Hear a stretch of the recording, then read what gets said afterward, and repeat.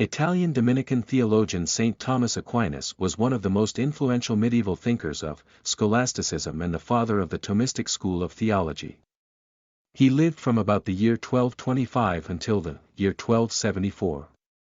Over 800 years before then, Augustine had become the predominant patristic authority for the Western churches, often being called as the father of the Christian Church of the West.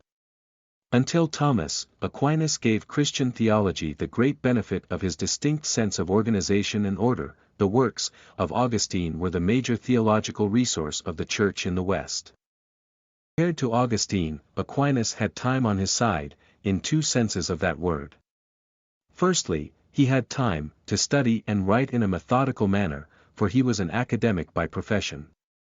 On the other hand, Augustine very much taught himself theologically, and was primarily an active leader of a local church who was only able to undertake scholarship as a secondary pursuit. The Summa Theologica is divided into 3 parts, and each of these 3 parts contains numerous subdivisions.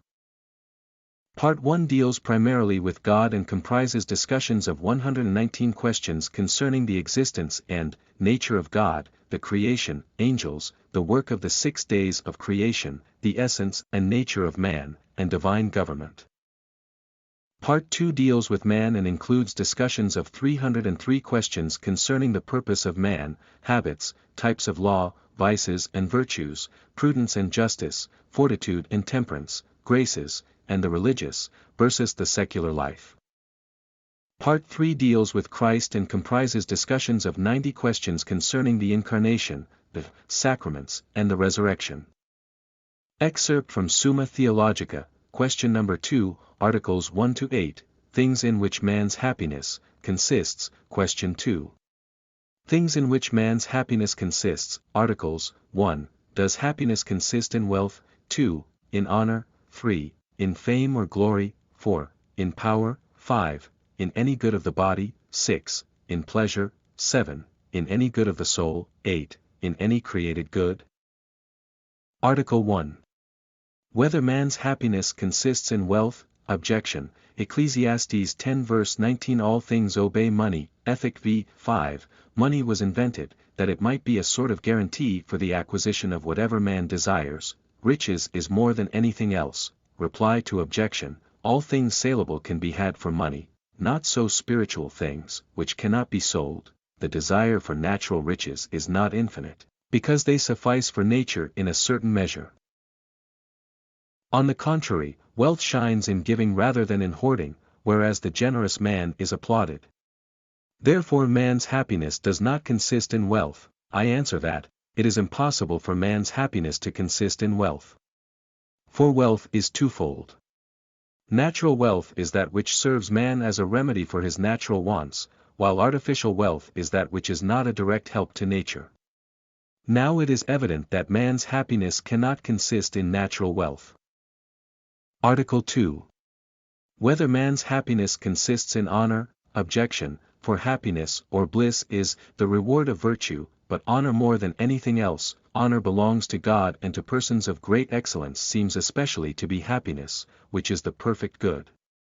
1 Timothy 1 verse 17, To the only God be honor and glory, man desires above all is happiness. But nothing seems more desirable to man than honor. Reply to objection. Honor is not that reward of virtue, for which the virtuous work, but they receive honor from men by way of reward. If they work for honor, it would no longer be a virtue, but ambition. Honor is due to God and to persons of great excellence as a sign of attestation of excellence already existing, not that honor makes them excellent. On the contrary, happiness is in the happy. But honor is not in the honored, but rather in him who honors, and who offers deference to the person honored. Therefore happiness does not consist in honor. I answer that, it is impossible for happiness to consist in honor. For honor is given to a man on account of some excellence in him. A man's excellence is in proportion, especially to his happiness, therefore honor can result from happiness, but happiness cannot principally consist therein. Article 3. Whether man's happiness consist in glory or fame? Objection. for happiness seems to consist in that which is paid to the saints for the trials they have undergone in the world. Romans 8 verse 18, the suffering of this time are not worthy to be compared with the glory to come. Reply to objection, not of the glory which is with men. On the contrary, I answer that, happiness is man's true good. But it happens that fame or glory is false.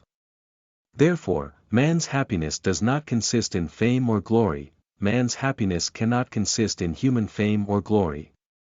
For glory consists in being well known and praised. We must observe that human knowledge often fails, especially in contingent singulars, such as are human acts. Human glory is deceptive. But since God cannot be deceived, his glory is always true. Article 4. Whether man's happiness consists in power? Objection, it would seem that happiness consists in power. For all things desire to become like God. Happiness is the perfect good, but the highest perfection for man is to be able to rule others. Therefore happiness consists in power. Reply to objection, it is not enough for man's happiness, that he become like God in power, unless he become like him in goodness also. On the contrary, power is most imperfect. De console, the power of man cannot relieve the groanings of care, nor it can avoid the thorny path of anxiety. Think you a man is powerful who is surrounded by attendants, whom he inspires with fear indeed, but whom he fears still more? I answer that, it is impossible for happiness to consist in power. Power has the nature of principle and has the nature of last end. Power has the relation to good and evil. Article 5. Whether man's happiness consists in any bodily good? Objection, it would seem that man's happiness consists in bodily goods. For it is written, Sirach 30:16, there is no riches above the riches of the health of the body. But happiness consists in that which is best, therefore it consists in the health of the body.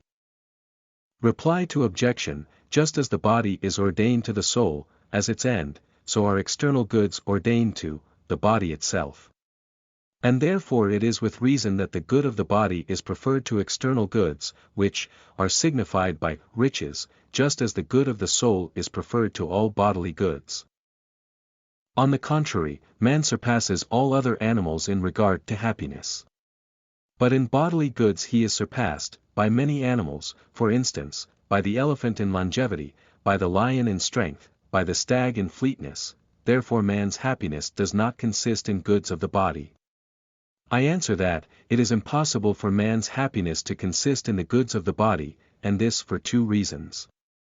First, because, if a thing be ordained to another as to its end, its last end cannot consist in the preservation of its being. Hence a captain does not intend as a last end, the preservation of the ship entrusted to him, since a ship is ordained to something else as its end, viz. to navigation. Article 6.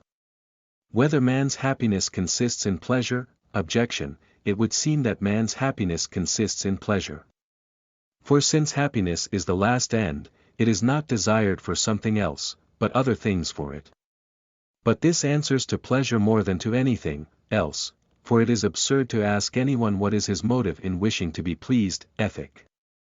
X. 2. Therefore, happiness consists principally in pleasure and delight. Reply to objection, it comes to the same whether we desire good, or desire delight, which is nothing else than the appetite's rest in good. Thus it is owing to the same natural force that a weighty body is borne downwards and that it rests there. Consequently, just as good is desired for itself, so delight is desired for itself and not for anything else, if the preposition for denote the final cause.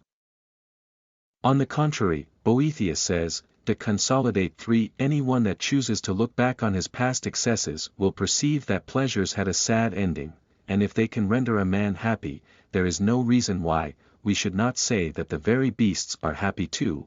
I answer that, because bodily delights are more generally known, the name of pleasure has been appropriated to them. Ethic. 7:13. Article 7. Whether some good of the soul constitutes man's happiness? Objection, it would seem that some good of the soul constitutes man's happiness. For happiness is man's good. Now this is threefold: external goods, goods of the body, and goods of the soul.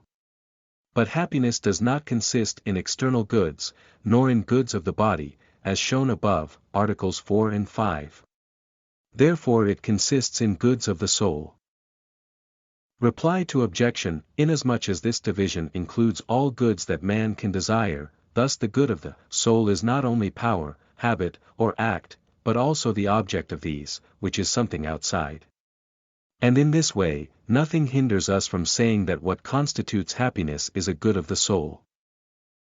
On the contrary, as Augustine says, the Doctrine Christ I. 22, that which constitutes the life of happiness is, to be loved for its own sake.